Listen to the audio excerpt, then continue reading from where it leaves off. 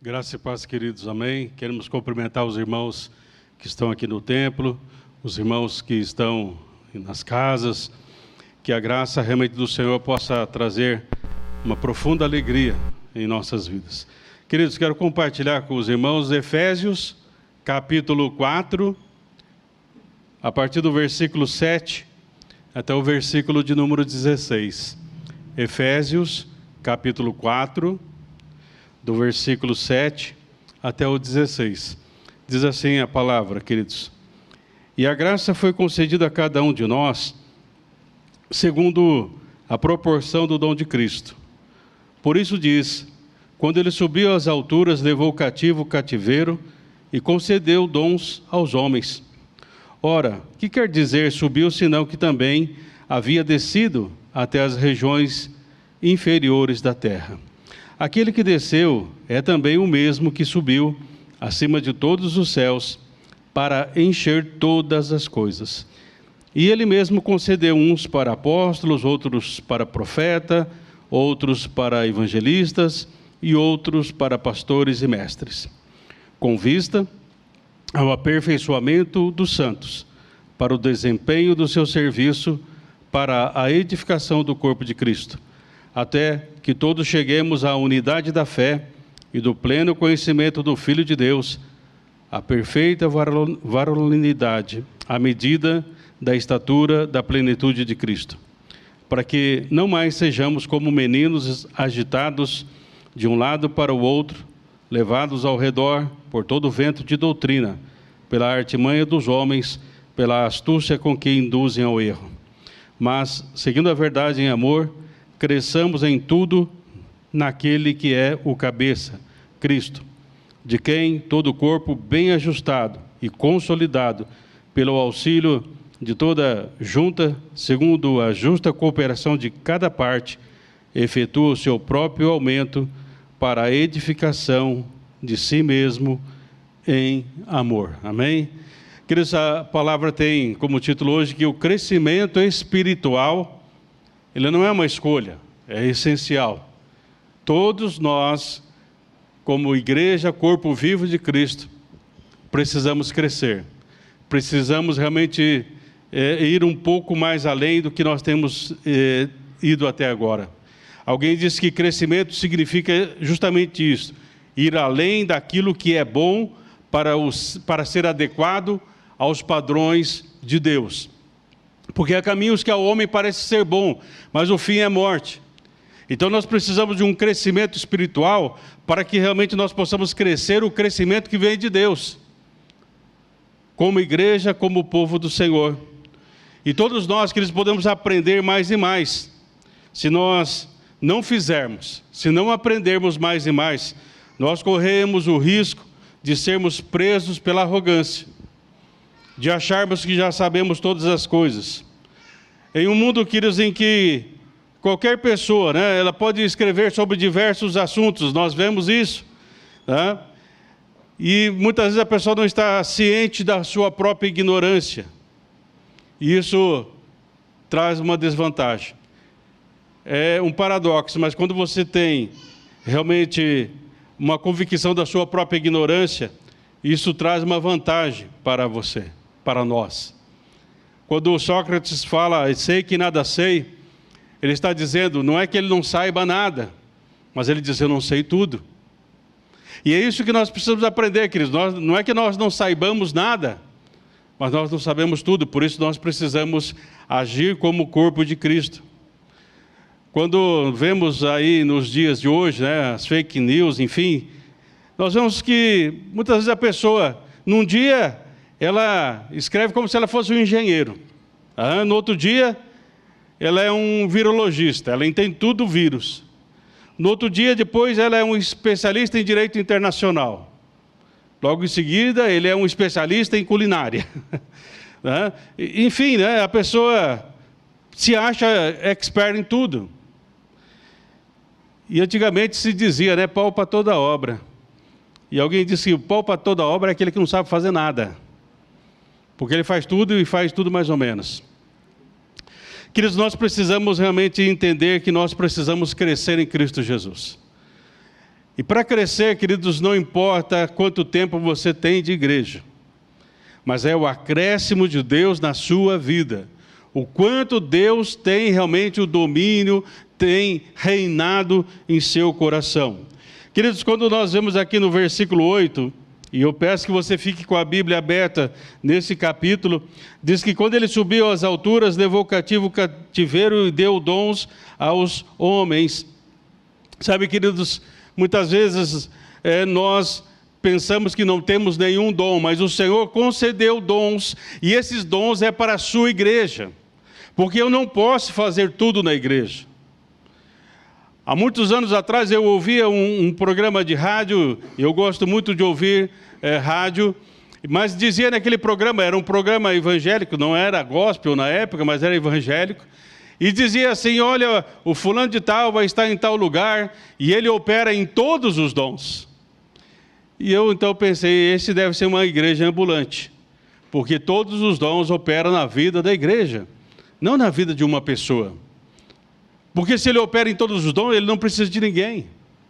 E quando nós aprendemos, queridos, que nós somos interdependentes, dependemos uns dos outros para que a igreja do Senhor Jesus seja uma expressão de amor e de alegria. Por isso a maior prova do discipulado, queridos, não é se fez encontro com Deus, se fez aquilo outro. Mas a Bíblia diz que quando houver amor de uns para com os outros, isso é a prova do verdadeiro discipulado. Isso é realmente o diploma de que nós estamos no caminho do discipulado. Paulo também fala, queridos, em Filipenses, que Deus começou boa obra em nós. E por isso, queridos, nós precisamos crescer para que a cada dia mais coisas estejam acontecendo realmente. Mais coisas estejam acontecendo nas nossas vidas. Aqui, queridos, o desejo do apóstolo Paulo é que o que Deus, que começou boa obra em nós, Ele tenha a confiança nos seus servos e servas. Deus começou boa obra em nós, queridos, mas Deus pode confiar em nós a sua obra. Deus pode confiar em nós realmente para darmos continuidade àquilo que Ele começou. Amados, nós precisamos de maturidade. E saber que junto com a maturidade nós temos a nossa responsabilidade. E a responsabilidade de sermos expressão do amor de Cristo, não só em palavras, mas em ações. Um dia, lá em Londrina, na Igreja Central de Londrina, a Igreja Central de Londrina, ela foi muito tempo conhecida como a igreja que canta. E o pastor da época disse assim, sabe, eu não queria ser conhecido como a igreja que canta. Eu queria ser conhecido como a igreja que ama. Porque aquela igreja que ama, ela vai cantar, vai louvar, enfim, vai fazer todas as coisas, sabendo por que está fazendo. Queridos, é necessário, para que haja maturidade, para que haja crescimento, uma renovação da nossa mente, para que nós possamos agir com sabedoria. Essa é a essência do cristianismo, queridos. Um cristianismo autêntico, onde todos têm sua função, onde todos reconhecem e sabem seu dom e por isso exerce o seu ministério. Queridos, dessa forma, nós vamos então alcançar uma espiritualidade bíblica realmente. Por que eu falo uma espiritualidade bíblica, queridos? Porque se você olhar hoje para diversas literaturas seculares, as pessoas vão dizer, olha, você precisa desenvolver uma espiritualidade, mas para nós, queridos, a espiritualidade é ter a presença real do Espírito Santo. Isso é espiritualidade para o cristão. É quando você é dirigido pelo Espírito Santo. E aí então a nossa vida não vai ser uma vida que flutue entre os ventos de toda e qualquer doutrina, mas nós vamos permanecer firmes na fé, na pessoa de Jesus. Agindo assim, queridos, nós teremos um reflexo da luz de Cristo, que vai iluminar esse mundo trevoso. Nós vamos ser o sal da terra, que vai trazer sabor para muitas vidas que já perderam o gosto de viver. E nós não temos visto isso, queridos, como igreja, como povo do Senhor. O Senhor nos deu, queridos, para que sejamos pessoas aptas para a sua seara. Ele concedeu dons para que sejamos aptos para a sua seara. E o benefício da maturidade, queridos, que é um processo, a maturidade não acontece de uma hora para outra. Eu vejo muitas vezes pessoas que têm 20 ou 30 anos na igreja, mas ainda são imaturos na sua fé e na sua compreensão da pessoa de Deus. O benefício da maturidade, queridos, que é um processo, ele nos ajuda a responder bem às situações difíceis da vida, tomar decisões certas e conhecer melhor a Deus. Por isso, queridos, nós precisamos dessa maturidade que vai nos trazer sabedoria e vai nos fazer realmente tomar as decisões mais adequadas. Longe, queridos, de ser um luxo ou opção reservada para poucos. Não é para pastores, não é simplesmente para a liderança de uma igreja, é para todos os cristãos. A maturidade é uma meta realista, queridos, que Deus colocou para nós. Por isso Ele deu dons aos homens. Ele não fala, eu dei dons a uma classe especial, mas eu dei dons à minha igreja, ao corpo, o meu corpo vivo. Então, queridos, isso é para todos os filhos e filhas do Senhor. Se você é filho, filha do Senhor, você tem que estar crescendo e crescendo em Cristo Jesus a cada momento. No versículo 12, queridos, desse texto de Efésios, diz, com vistas ao aperfeiçoamento dos santos para o desempenho do seu serviço, para a edificação do corpo de Cristo. Crescer, queridos, para que realmente haja aperfeiçoamento e edificação do corpo de Cristo. O aperfeiçoamento, queridos, significa o amadurecimento de todos os membros. E é preciso crescer, como diz Pedro, queridos, na graça e no conhecimento do Senhor. Será que você conhece mais do Senhor hoje do que você conhecia ontem? E o que este conhecimento do Senhor traz de diferença para você hoje, que não trazia ontem? Porque, mas muitas vezes nós temos muita informação, mas não temos formação do Espírito em nosso caráter, em nossa maneira de ser. Também em Filipenses, queridos, Paulo fala ali no capítulo 3, e é interessante, queridos, que Paulo vai falar isso, mais ou menos depois de quase 20 anos na caminhada cristã. Ele já tem 20 anos caminhando como cristão, buscando o Senhor, servindo ao Senhor, mas ele diz assim, no capítulo 3, verso 12, não que já tenha alcançado ou que seja perfeito, mas prossigo para alcançar aquilo para o qual fui também preso por Cristo Jesus. Perceba, queridos, Paulo está dizendo assim, eu tenho muito ainda que aprender. Embora eu tive revelações, eu fui aos céus, embora eu passei nas regiões celestiais, embora eu tive uma experiência que eu vi Jesus, eu vi uma luz, eu vi tantas coisas, mas ainda eu tenho muito que aprender. Eu não sou perfeito ainda, mas eu continuo caminhando, eu continuo buscando, eu continuo indo em frente. Amados, depois de 20 anos ele diz isso. E ele então diz para o qual, para aquilo que eu fui preso em Jesus Cristo, aquilo que eu fui conquistado. Ou seja, Paulo está dizendo aqui, essa expressão, preso por Cristo Jesus, ele está dizendo, para que eu possa obter, ou tornar próprio para mim mesmo. O que Paulo quer obter e tornar próprio para si mesmo? É o que diz a palavra, queridos, já não sou eu, mas quem vive, mas é Cristo que vive em mim. Então, queridos, nós precisamos realmente crescer, entender, perceber, aprender, compreender mais e mais do Senhor a cada instante. Como diz uma canção, mais e mais de Cristo. Mais de Cristo eu quero ter. Que esse seja o nosso desejo, que esse seja realmente o nosso intento a cada dia. Para que isso, queridos? Para que haja edificação do corpo de Cristo. Para que todos nós sejamos edificados. O crescimento da igreja, queridos, vem da sua vida interior. O seu crescimento tem origem em Cristo. Quando se trata de uma realidade espiritual, queridos, ninguém pode acrescentar nada. Então, a vida da igreja, no seu próprio interior, ela vai crescendo dia a dia, nessa graça e no conhecimento do Senhor. O corpo de Cristo, queridos, ele cresce por si mesmo, a partir de dentro. Porque, queridos, como igreja nós temos dois objetivos. São 2 objetivos apenas. O resto é consequência desses 2 objetivos. O primeiro é a edificação da igreja. Se uma igreja for edificada, queridos, ela vai ser também uma igreja evangelística. Agora, se ela não é uma igreja edificada, ela vai olhar para o seu umbigo e vai fazer todas as coisas para si mesmo, pensando que faz para Deus.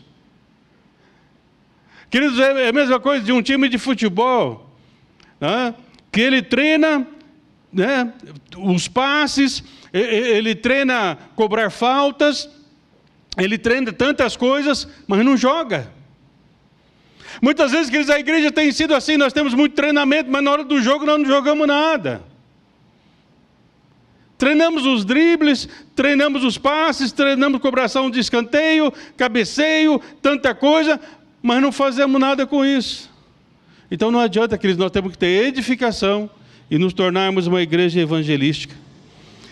William Barclay, queridos, um comentarista do Novo Testamento, quando ele fala desse texto aqui, do capítulo 4 de Efésios, ele diz o seguinte: um corpo só pode ser saudável, capaz e eficiente quando cada uma de suas partes se integra e coordena inteiramente, está coordenado inteiramente.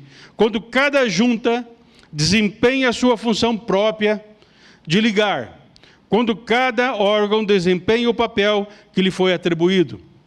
Assim é a igreja, e só poderá ser com Cristo, de fato, sendo o cabeça, e cada membro se movendo sob seu controle, assim como cada parte de um corpo físico se move ao comando do cérebro.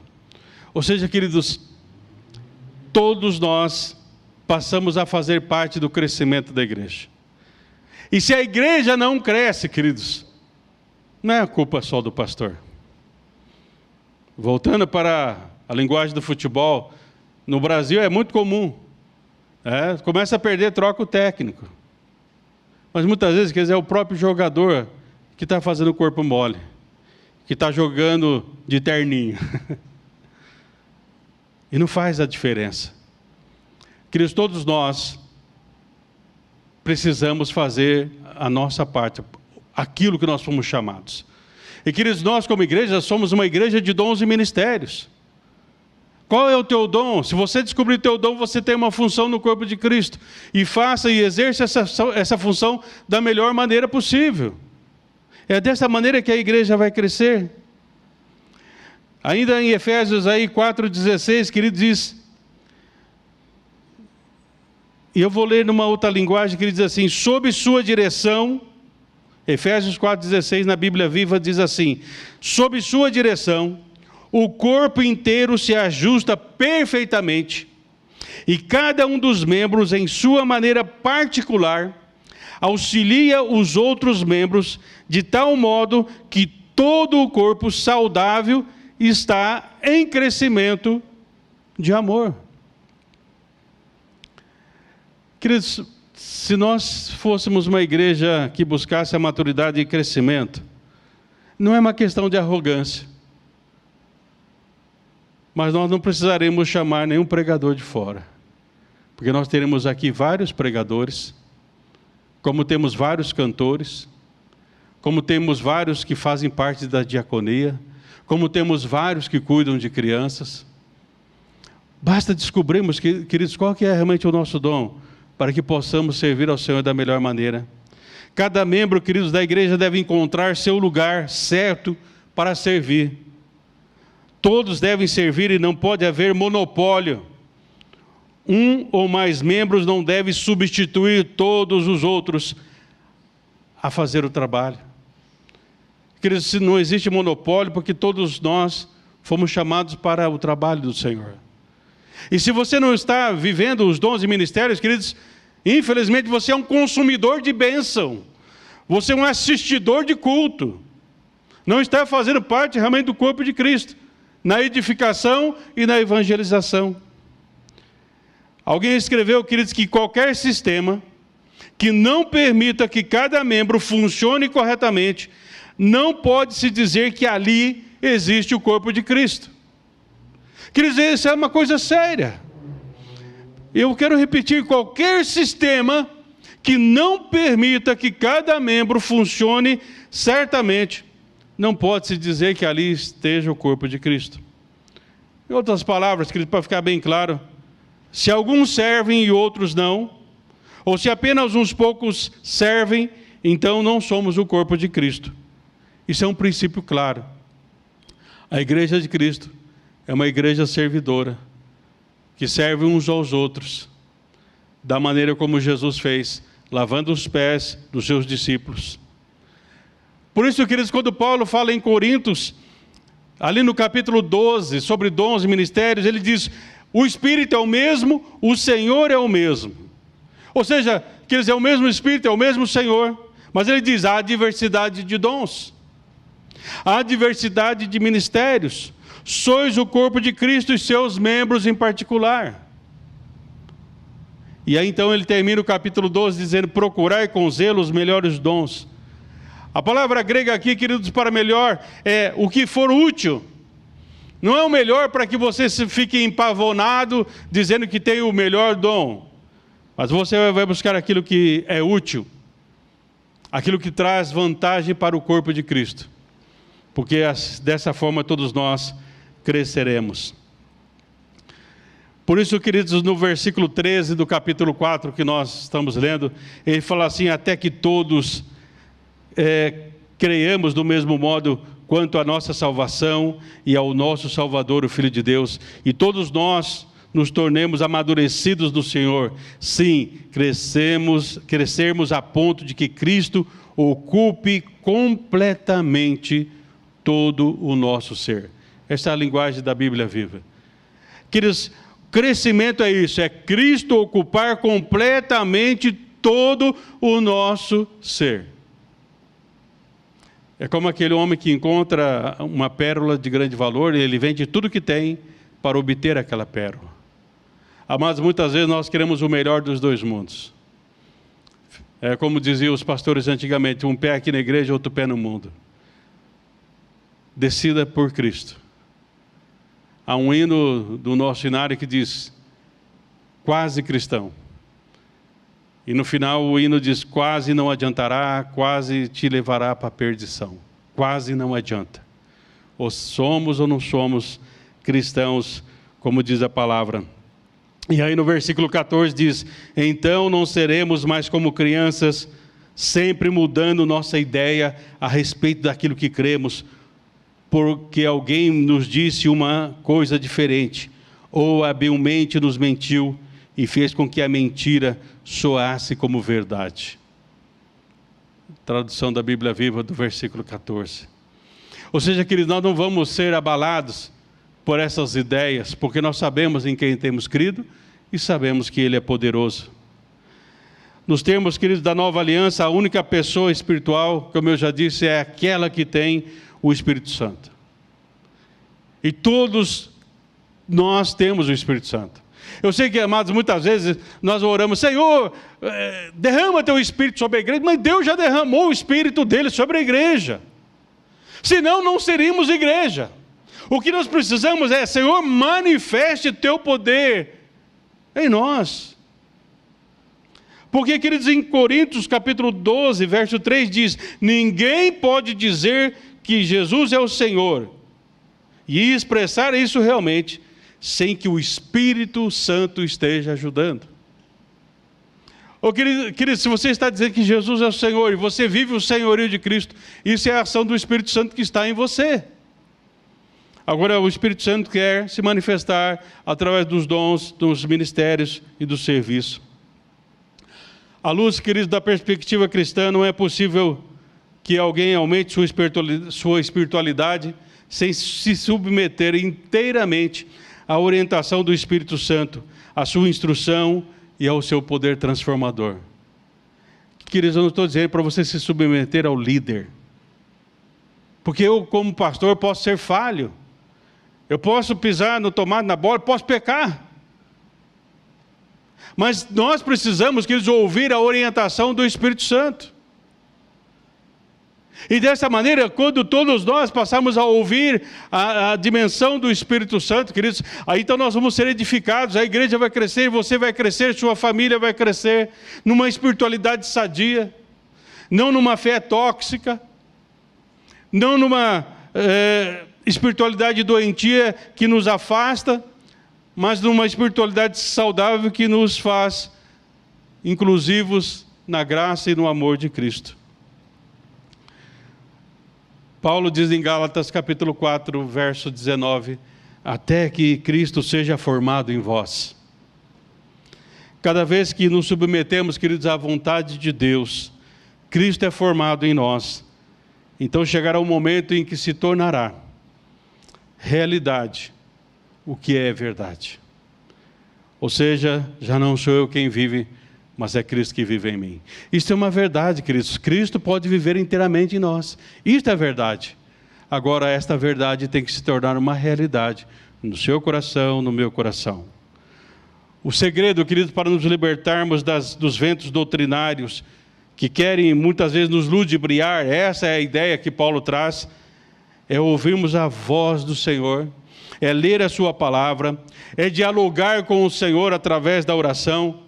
Não é fazermos da oração um momento de pedirmos coisas, mas um momento de dialogarmos com o Senhor e procurarmos na graça dEle a melhor solução para nós.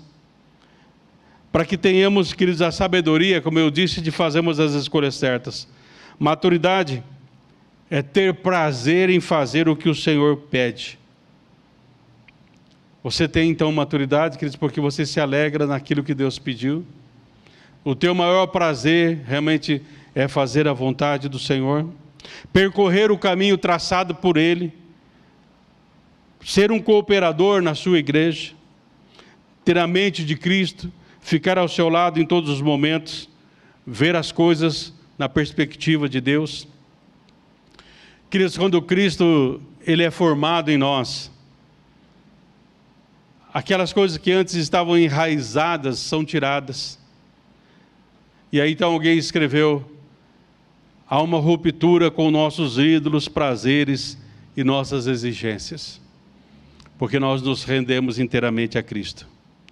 A libertação, queridos, é o resultado da ruptura que a cruz de Cristo cria em tudo o que antes considerávamos ganho. A graça, ela é gratuita, queridos, mas a cruz é o caminho para a maturidade, para o crescimento em glória por Cristo Jesus. A meta, queridos, do crescimento é o sacerdócio universal de todos os crentes. Todos os crentes, como reis e sacerdotes para ministrarem no Senhor. É isso que trouxe para nós a diferença como uma igreja protestante. De sermos esse reino de reis e sacerdotes. Um sacerdócio universal. Todos são sacerdotes. Todos ministram ao Senhor. Todos ouvem o Senhor, todos falam com o Senhor. Não precisamos mais de alguém especial para falar em nosso lugar, porque nós aprendemos a ouvir o Senhor. Há uma citação, queridos, do profeta Jeremias no capítulo 31, versículo 34. Jeremias diz o seguinte: este não mais ensinará mais ao seu próximo, nem este ao seu irmão, dizendo, conhece o Senhor, pois todos me conhecerão, desde o menor entre eles até o maior. Sabe, queridos, há uma citação de Martin Luther King que diz o seguinte: eu não sou quem eu gostaria de ser, eu não sou quem eu poderia ser ainda, eu não sou o que deveria ser, mas graças a Deus, não sou mais como eu era. Porque Deus começou a boa obra em nós, queridos. Feche os teus olhos. Queridos, você tem maturidade, tem crescido no Senhor. Deus começou a boa obra em nós. Deus continua trabalhando em nós. Mas para que nós sejamos irmãos e irmãs com maturidade, que assumam sua responsabilidade. Fale com o Senhor neste momento.